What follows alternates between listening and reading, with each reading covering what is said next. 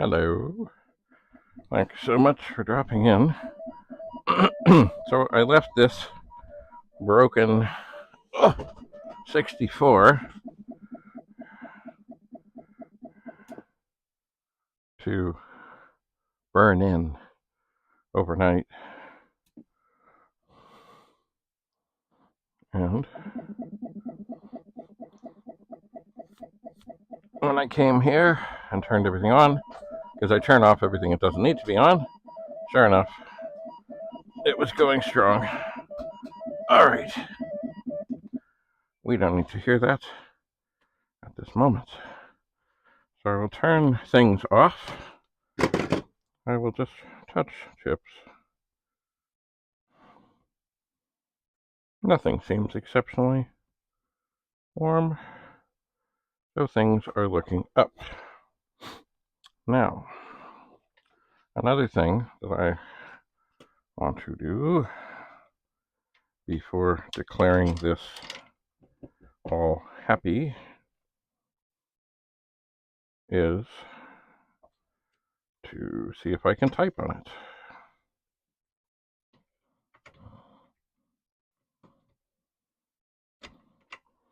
And that would mean I have to get the keyboard plugged in. There it is.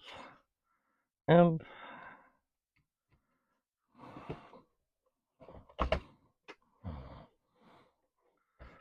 that on there.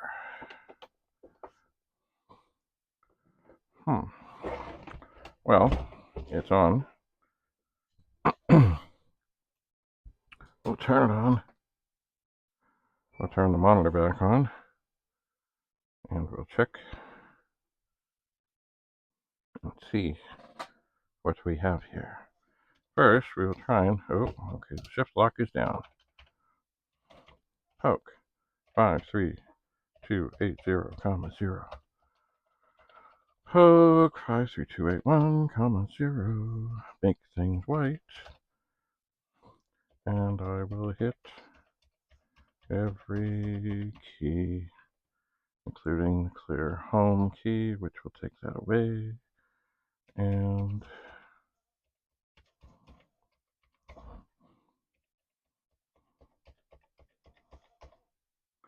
it does seem to be quite happy. It does. In the midst of this, I do believe what I've done is I put the wrong keyboard on here. This is the keyboard from the flood machine.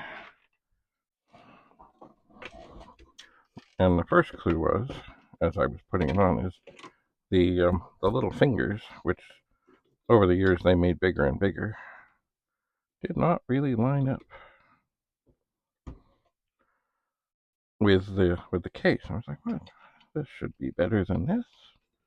Anyway, that is why, because it was the wrong one. Okay, we'll try that again. We'll turn it on, and we'll say poke 53280, 0, and poke 53281, 0, and we'll change that to don't need capitals when you're all capitalized.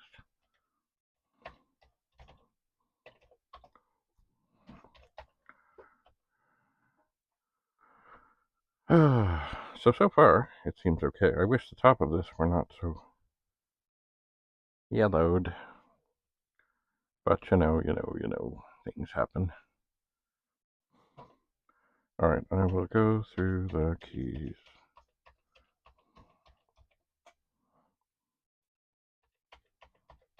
See, sometimes you find a 64 where things are not going well, and it can be one of the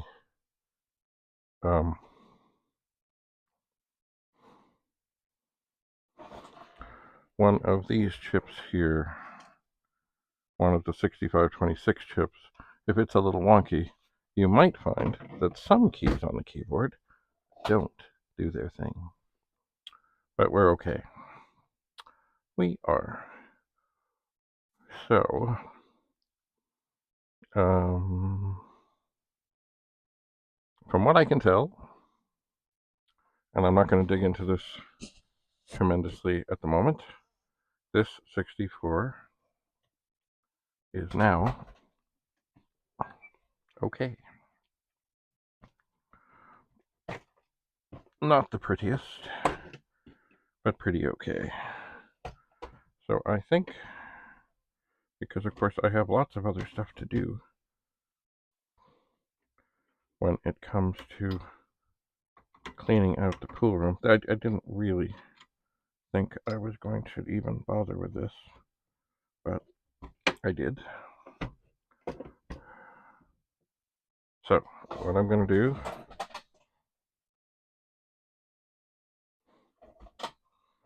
is look around for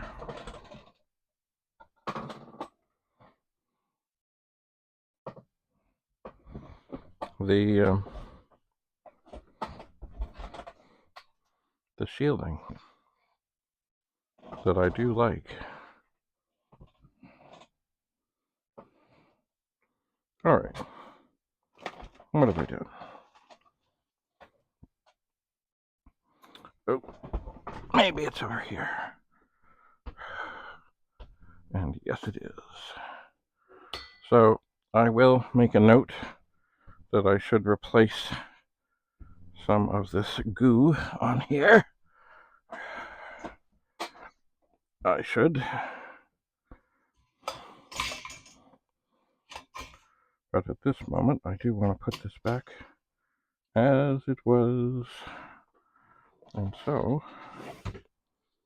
I will take things from this little wee container.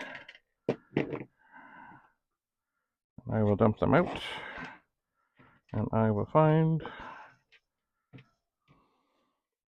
That's not one.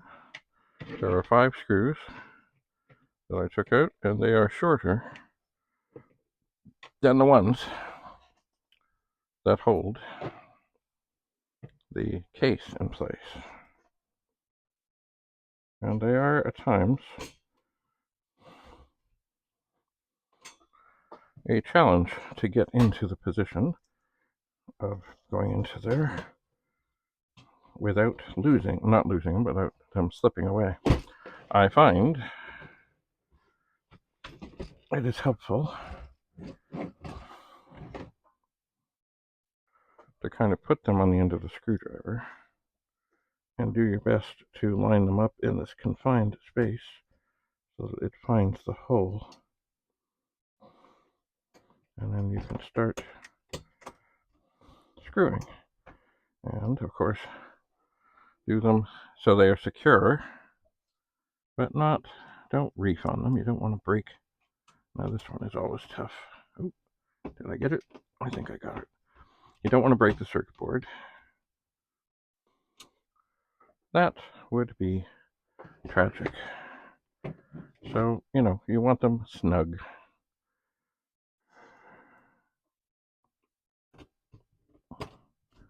All right. Very good. They're in. It's in. It's good. It's good. Now, line up the fingers on the case. Get it to close nicely. Nicely, somewhat.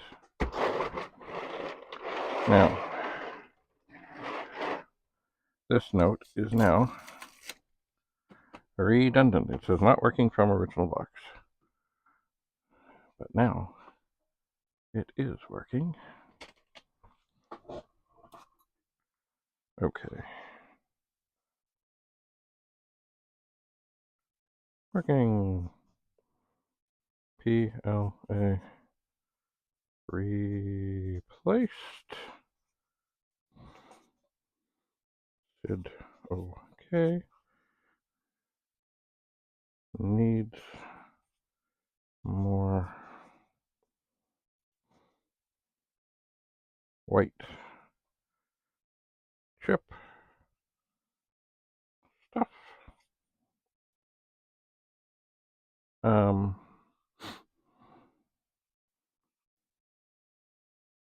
Power supply was dead. So what I will do, and I did find some different tape.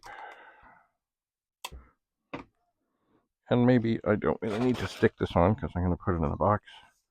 But, you know, I will anyway. I will.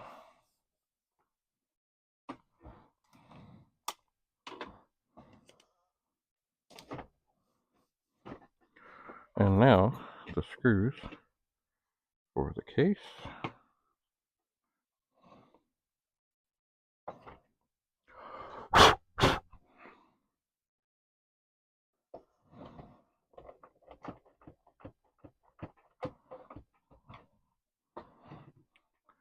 It will be all back together. Now, the power supply, of course, was defective and had its cord cut off. So there's no point in putting that back in the box. There is not any point to that. Let's see here. I can, of course, reach down into the box below me where I've been putting things that I've tested.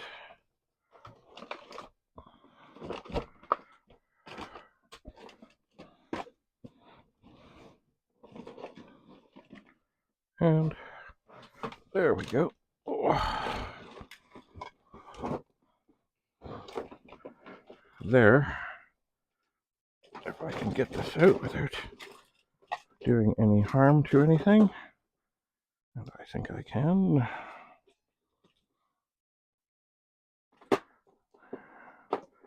There is a power supply that looks the same. That's what was in there. It gives the Commodore logo a little bit of a shine. The whole power supply could use a little bit of a face wash, but still, for the moment, it's okay. So I will untangle the wires.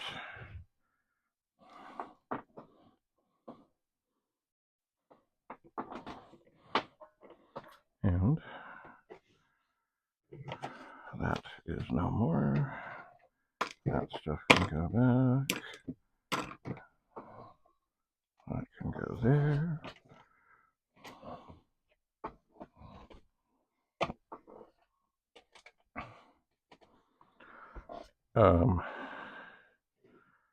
So I can get the box. Oh.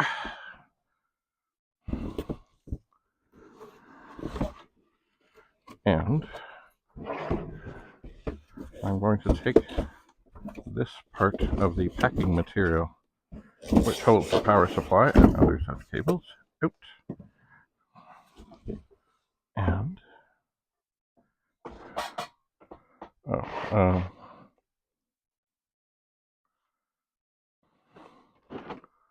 right.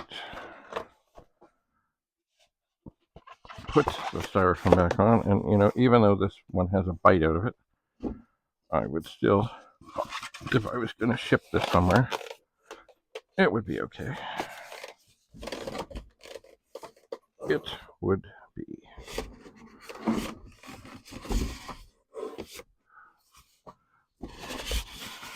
Alright, now I will put this back, and then I will put the power supply, the replacement, in,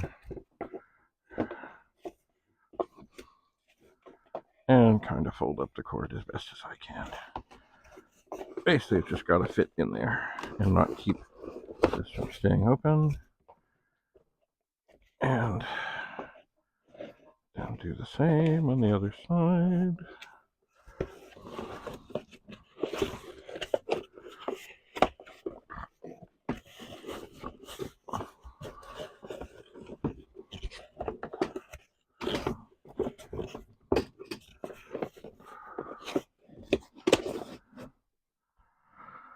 And there. Back in the box. The box itself is in very fine shape, but there is some, I don't know, marks on it, like right in the corners here. I don't know why, but it's okay. And then we take the magical sleeve and we line it up carefully. Oh, this is made in the USA, it says. And we line it up carefully. And there. It is done. Now for the moment, perhaps I will stick it under this table on top of a Commodore pet. But at some point it will go somewhere that fits in the box room.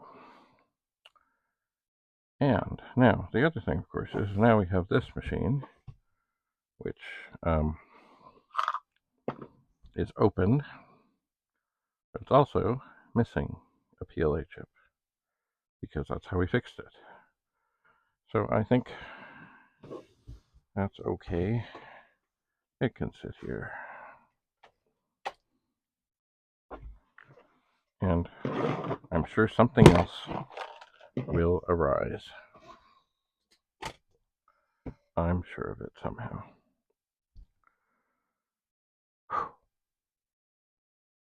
Well, that was pretty good. Oh. As I've said before, you shouldn't be afraid of opening up these old machines. You're not going to void the warranty. Just slow, methodical. Don't rush, don't hurry. Don't do it when you're in a hurry. And if something is not seeming to go as you think it should, or you get confused or whatever, take pictures. I usually set chips that I'm testing up to one side so they can't mix up with the others, or I put them in a little bin or something. And yes, a lot of people say I should use a chip puller, and I don't. So yeah, but anyway, easiest thing is if chips are in sockets, be very careful, be very gentle. And also, there was a fellow I just exchanged some messages with, and he was talking about the dangers of electrostatic buildup, I think it was. So, when I was young and I would visit my grandmother, if you, walk across the floor, sort of sliding your feet in socks, and then touch the wall, you could get a good zap. Now, I haven't felt a good zap like that in a long, long, long, long time. But if you are in a place where there is static electricity issues, then you need to take precautions because that static electricity can do considerable damage to anything electronic. I don't know what the voltage is, but, I remember being like, a little shock. But certainly to these delicate old machines, that can be pretty bad. So if you are in a place where you ever find yourself getting shocked when you touch things, really be careful. I know there's a little wrist strap thing, and people say, of course, also you should try and like ground yourself beforehand. Touch something so that if there was going to be a zap, the zap happens. Anyway, just be careful out there. But also, of course, if you're not comfortable in any of this, then don't do it. Don't do it. But, if you are at a point you're ready to stretch your comfort zone, then, give it a try.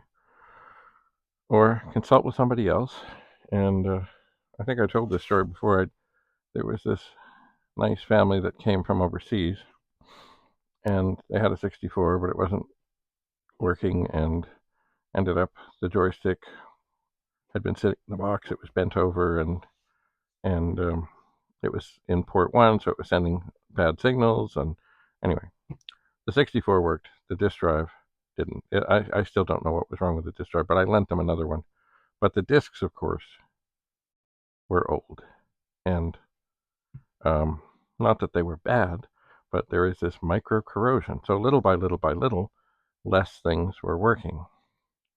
And I had said to her initially, I thought maybe the head on her drive might have been dirty, but that was not. I don't know what was going on. It's one of the baffling drives I've ever found.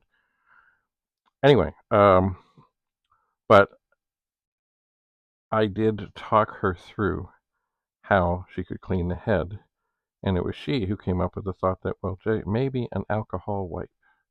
Like, those things that, in case you cut yourself and you just wipe it. And I said, that might be good. Because, of course, did she have a bottle of rubbing alcohol? No. Did she have Q-tips around? No. But she had some alcohol wipes. And they were nowhere near me at that time. They'd gone off on vacation farther into the country. But they took the 64 with them, and they were having a grand time. But little by little, a grand time can be ruined when discs don't load. So she called me. I talked her through how to find the head, rub the head, let it dry, da-da-da-da, and they were back in the game. So life is good. And who knows, I'll probably hear from them, I don't know, a couple of years when they come back, because it's a big trip. And we'll see where we're at. I did check out as many of her discs as I could, and but there's still some. But I have a box marked, so I know where they are, and I'll see about going through them at some point again.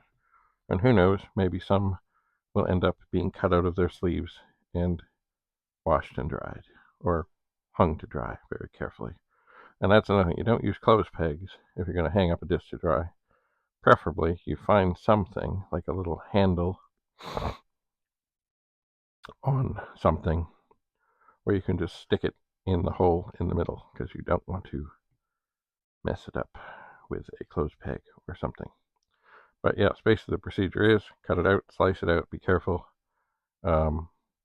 Warm soapy water, not beastly hot, warm soapy water, and get off the micro corrosion. Rinse it in fresh water with nothing, no contaminants, and just, I found in my I think I did it in the bathroom basement, that the handles on the medicine cabinet were just perfect to just set a disc there to dry. And I would let it dry for a number of days, even though it would be dry much sooner.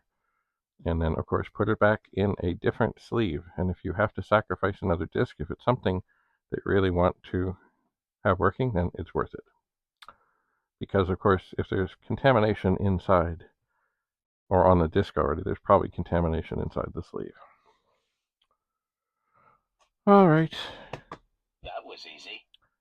So I will return to the pool room and see what I can find. And of course, the pool room could be known as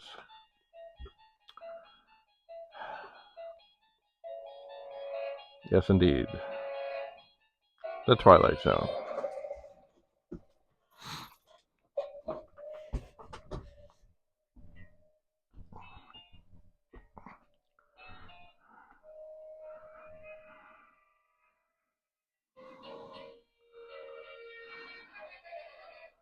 Thanks for coming. Bye for now.